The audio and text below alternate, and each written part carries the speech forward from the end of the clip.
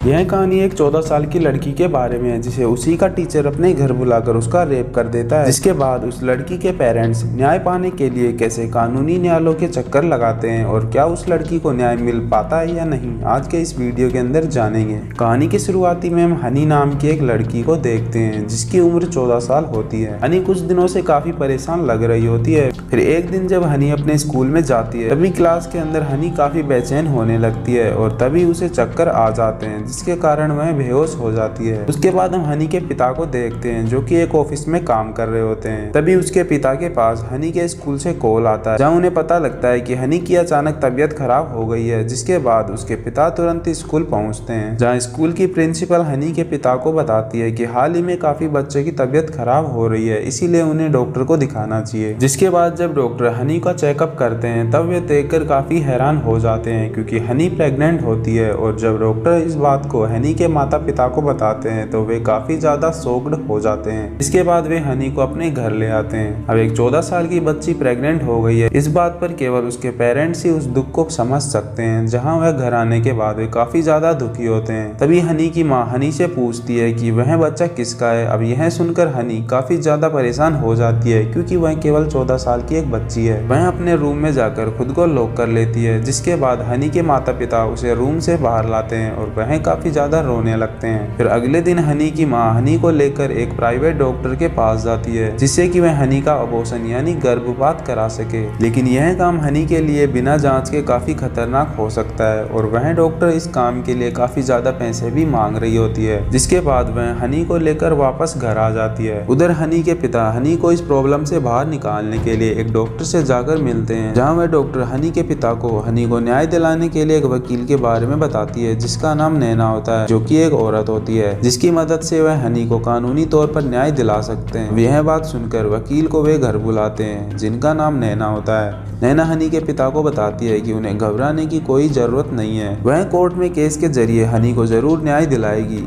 लेकिन हनी की माँ इस काम के लिए तैयार नहीं होती है क्योंकि उसे समाज की बदनामी का काफी डर लग रहा होता है। साथ ही वह बताती है कि कुछ महीने पहले पास ही में एक लड़की के साथ भी ऐसा ही हुआ था, लेकिन उस लड़की ने आत्महत्या कर ली थी। इसी कारण वह केस करने के लिए मना करती है। लेकिन हनी के पिता हनी को न्याय दिलाना चाहते हैं। उसके बाद वे हनी को लेकर पुलिस में एक केस दर्ज कराते हैं जहाँ हनी इंस्पेक्टर को उस आदमी के बारे में बताती है जिसने उसके साथ यह घिनौना काम किया है। अब वह आदमी और कोई नहीं बल्कि हनी का ट्यूशन टीचर ही होता है जिसका नाम अवन होता है। यह जानने के बाद हनी के पेरेंट्स पुलिस को बताते हैं कि वह पास ही में घर में किराए पर रहा करता है और वह सभी बच्चों को ट्यूशन कराया करता है। यह जानने के बाद पुलिस ऑफिसर अवन के खिलाफ केस दर्ज कर लेते हैं और जब हनी के केस को कोर्ट में दर्ज किया जाता है तब बिना किसी सबूतों के सुनवाई भी नहीं हो पाती है। लेकिन जब पुलिस अवन को अरेस्ट करने जाती है तो वह अपने गाँव के लिए भाग जाता है।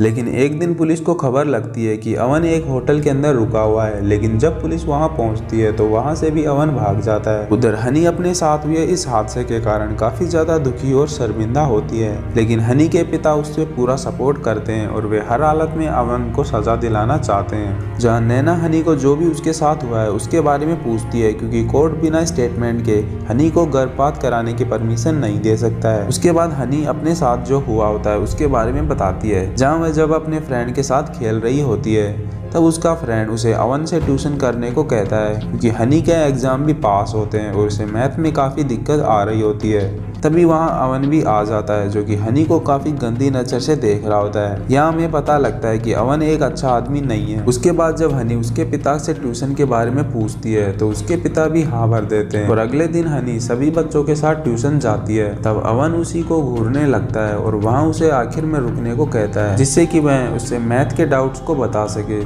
लेकिन हनी एक छोटी बच्ची होने के कारण अवन के मकसद को नहीं समझ पाती है और वह सभी बच्चों को जाने के बाद अवन हनी को छूने लगता है। जिसके बाद वह अगले दिन हनी को जल्दी बुलाता है और वह उसे जबरदस्ती पकड़ लेता है और उसके साथ जबरदस्ती करने लगता है और एक रूम में ले जाकर उसका शोषण करता है। अब यह बात जानने के बाद हनी के पिता और नैना काफी ज्यादा दुखी होते हैं। आज के समय में रेप और शोषण के केस ऐसे लोग समाज के अंदर ही रहकर नाबालिग लड़कियों के साथ ऐसा कर रहे होते हैं। अगले दिन कोर्ट में हनी की स्टेटमेंट देने के बावजूद भी केस का फैसला नहीं हो पाता है। अब एक दिन पुलिस को अवन का पता लग जाता है और वे आखिर में अवन को पकड़ लेते हैं। अब कोर्ट में सुनवाई के बाद अवन को 14 दिन की रिमांड पर रखा जाता है, लेकिन हनी को अभी तक अबॉर्शन की परमिशन नहीं मिल पाती है। लेकिन अब नैना हनी को इस हालत में नहीं छोड़ सकती है, इसीलिए वह अब केस को हाई कोर्ट में अपील करने को कहती है।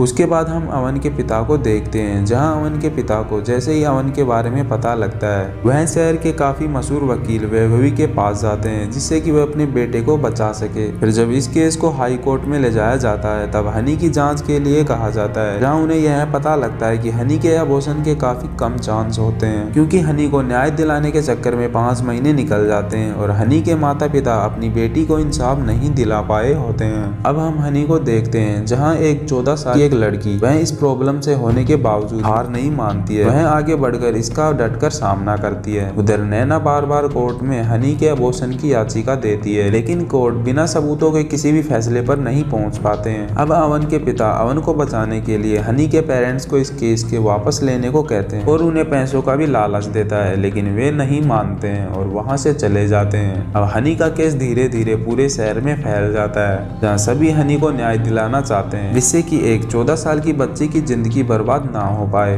अब हम उसी जज और वकील को भी देखते हैं, जिन्हें हनी की केस के लिए काफी ज्यादा दुख होता है, क्योंकि उन्हें पता होता है कि सच्चाई क्या है, लेकिन वे मजबूर होते हैं, क्योंकि उन्हें पता लगता है कि हनी यदि उनकी बेटी की जगह होती तो वह ऐसा नहीं करती। फिर जब कोर्ट का आखिरी दिन होता है तब पुलिस को अवन के खिलाफ एक और केस के बारे में पता लगता है, जहां उसने पहले एक लड़की के साथ ऐसा किया होता है। इसके बाद कोर्ट के द्वारा हनी को 3 स्पेशल डॉक्टरों की टीम की जाँच के बाद यह पता लगता है हनी का अबॉर्शन हो सकता है, और इसी के बाद अवन को भी 10 साल की सजा हो जाती है, जिसके बाद आखिर में हनी को न्याय मिल जाता है और उसके माता पिता भी काफी खुश होते हैं। एंड इसी के साथ मूवी का एंड हो जाता है। दोस्तों, यह कहानी आज के समय में लड़कियों के साथ इस समाज में हो रहे शोषण पर बेस्ड है। ना जाने कितनी ऐसी लड़कियों को इंसाफ नहीं मिल पाता है। तो दोस्तों, अगर वीडियो पसंद आई हो तो लाइक कर कमेंट जरूर करें। मैं मिलता हूँ आपसे एक और नई वीडियो के अंदर।